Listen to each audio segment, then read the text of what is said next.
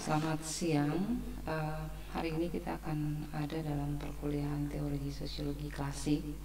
Saya akan berbicara tentang salah satu tokoh, yaitu Max Weber. Max Weber akan bicara tentang teori kelas dan status sosial dalam kehidupan masyarakat. Yang pertama, asumsi teori. Weber itu dia sebenarnya menolak mereduksi stratifikasi menjadi faktor ekonomi. Namun dia melihatnya sebagai sesuatu yang bersifat multidimensional. Weber menolak reduksi stratifikasi karena dia melihat bahwa di dalam kehidupan, kenapa orang lalu menganggap status sosial itu penting? Karena di dalamnya itu ada faktor ekonomi yang sangat menonjol di dalam kehidupan masyarakat. Nah, itu yang membuat lalu orang hidup berdasarkan stratifikasi itu. Ada ekonomi, ada status, tapi juga ada kekuasaan di dalamnya. Itu yang membuat orang menganggap bahwa yang satu lebih daripada yang lain, dan itu yang diklasifikasi oleh si Weber ini dengan stratifikasi berdasarkan apa? Berdasarkan ekonomi, status, dan juga kekuasaan atau jabatan yang ada dalam kehidupan masyarakat. Implikasi yang dihasilkan ialah bahwa orang dapat menempati jenjang yang tinggi pada satu atau dua dimensi dan berada di jenjang yang rendah juga pada satu dimensi lainnya. Jadi ada orang bisa menempati jenjang yang lebih tinggi dalam beberapa dimensi, tetapi ketika dia ada dalam posisi yang terendah, maka dia ada pada satu dimensi saja untuk melihat bagaimana stratifikasi itu berimplikasi dalam kehidupan masyarakat itu. Nah, asumsi tentang kelas sosial yang oleh Weber, dia menyatakan bahwa kelas itu bukan komunitas. Kalian harus ingat, kelas bukan suatu komunitas. Kenapa? Karena suatu kelas itu adalah sekelompok orang yang mungkin dan terkadang dia bertindak berdasarkan situasi yang dialami secara bersama. Itu adalah kelas, ya, situasi kelas. Yang dibilang kelas itu misalnya orang kelasnya kelas sosial yang ada di strata yang mana, atau kelas sosial yang seperti apa. Nah, itu dia punya, ada beberapa orang yang terlibat di dalamnya, situasi yang dialami secara bersama-sama. Di sisi lain, Weber berpendapat bahwa situasi kelas itu ada ketika dia harus memenuhi tiga kondisi. Yang pertama, itu dia harus mempunyai komponen penyebab yang menyebabkan spesifikasi yang sama untuk dia bisa berpeluang untuk hidup dalam satu kehidupan secara bersama-sama. Yang kedua, komponen yang digambarkan oleh Weber itu dia melihat ada kepentingan ekonomi di situ.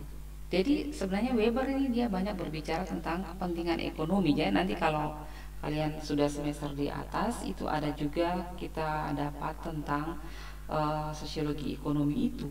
Nanti di situ ada beberapa ahli, salah satunya juga Weber. Dia berbicara tentang bagaimana orang lalu ada dalam posisi kehidupan ekonomi di mana dia memerlukan barang dan jasa.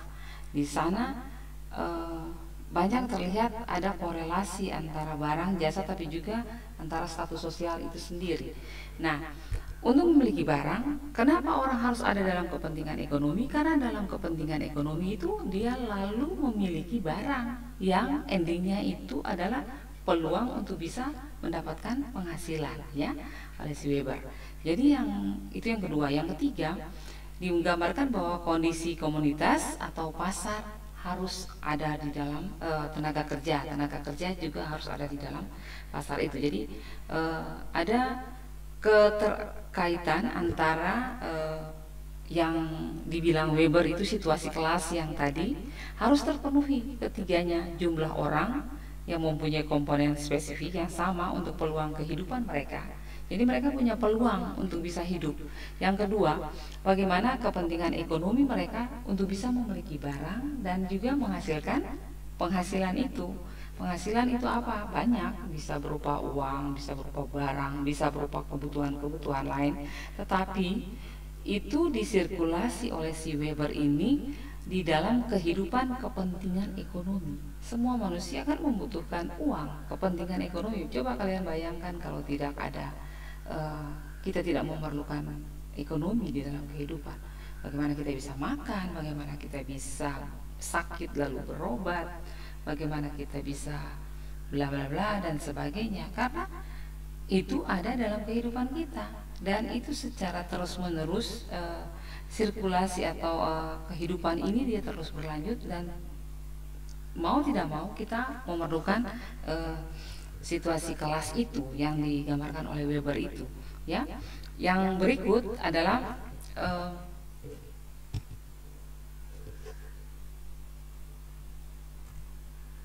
konsep kelas yang mengacu pada kelompok orang yang ditemukan di dalam situasi kelas. Jadi konsep kelas yang dikemukakan oleh si Weber ini, dia melihat bahwa suatu kelas itu bukan komunitas seperti yang tadi dijelaskan di atas ya, tapi hanya sekelompok atau kelompok orang di dalam situasi ekonomi, pasar yang sama itu ya.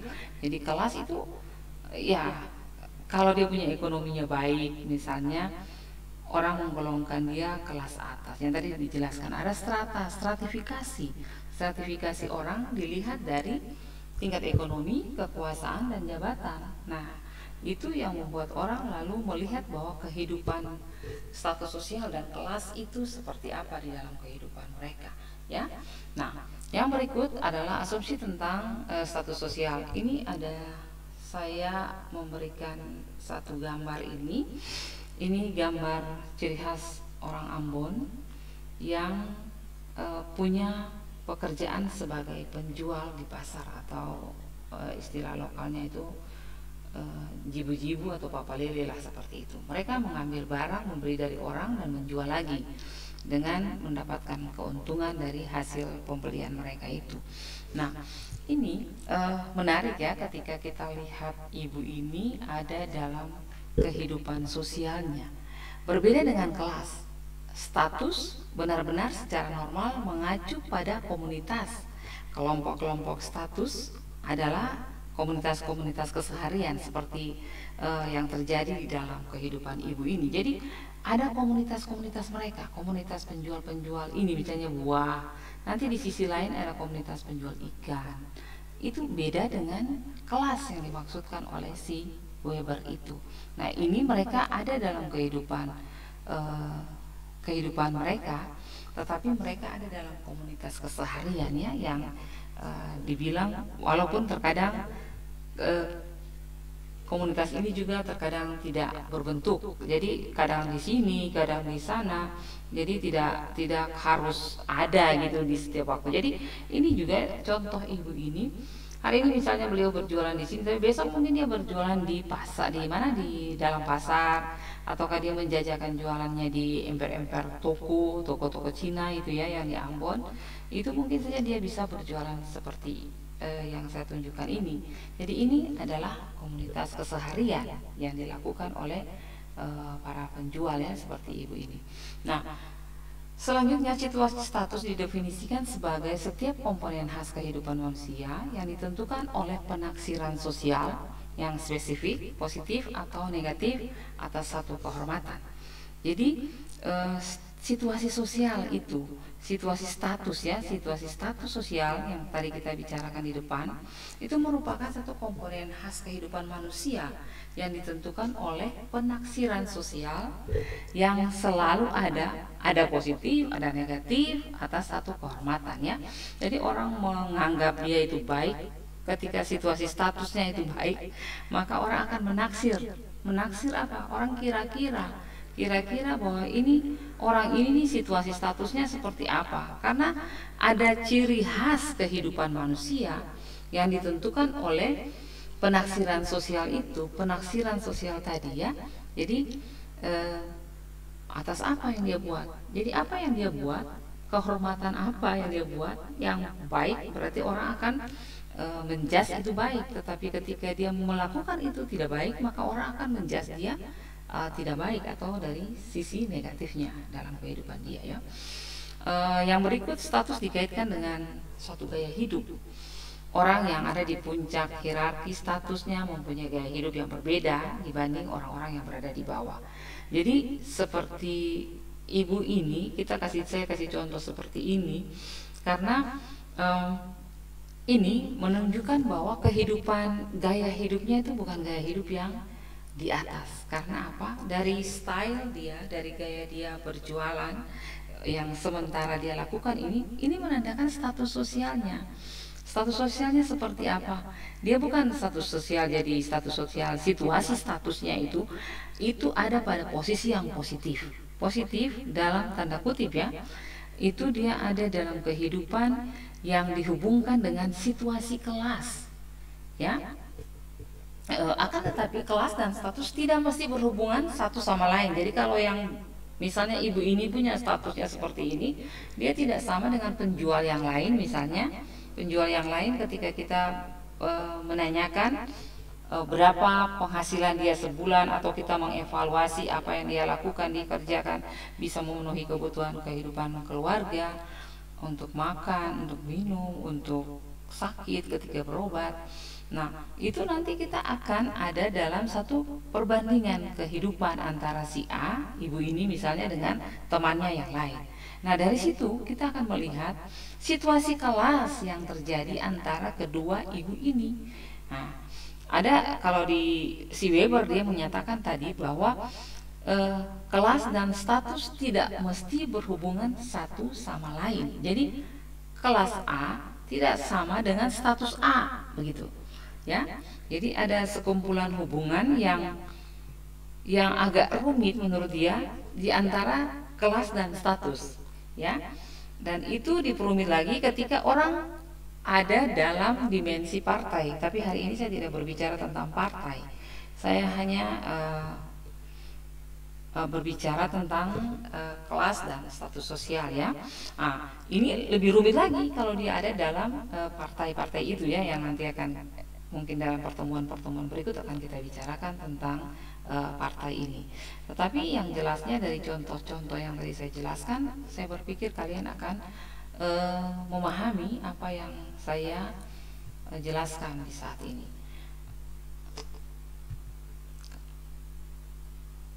Jadi ini juga ada ke arah makrososiologi ya. Bagaimana dengan tidak mengesampingkan ide-idenya tentang tindakan sosial. Jadi Weber ini sebenarnya banyak berbicara tentang tindakan sosial. Bagaimana dia melihat tindakan sosial dalam kehidupan manusia. Itu ada, nanti kalian baca, pulang dan cari apa yang Weber bicarakan tentang tindakan sosial. Di dalam idenya itu dia banyak berbicara menyangkut stratifikasi sosial. Pemikiran Weber ini sebenarnya sudah menunjukkan suatu pergerakan di dalam arah komunitas dan struktur tingkat makrososiologi ya. Jadi kita lihat bagaimana struktur tingkat makrososiologinya seperti apa. Nanti ke arah lain kita akan bicara tentang ke arah mikrososiologinya seperti apa. Jadi di dalam sebagian besar karyanya Weber berfokus pada unit analisis berskala besar ya, berskala besar. Weber tidak kehilangan pandangan terhadap tindakan sang aktor. Jadi dia tidak bergerak hanya pada aktor saja yang bergeser dari sebagai fokus perhatiannya terutama menjadi suatu variabel dependen yang ditentukan oleh kekuatan yang berskala besar. Jadi di sini Weber tidak kehilangan pandangan tentang tindakan sang aktor, karena di dalam bicara tentang tindakan sosial, Weber banyak sekali berbicara tentang bagaimana melihat tindakan sosial. Ada yang tradisional dan sebagainya. Itu ada 4 tindakan sosial. Nanti kalian lihat lagi tentang tindakan-tindakan sosial yang sudah saya berikan mungkin di minggu-minggu kemarin ya. Ya, jadi itu yang dibicarakan oleh Weber. Saya pikir itu untuk hari ini perkuliahan kita. Terima kasih.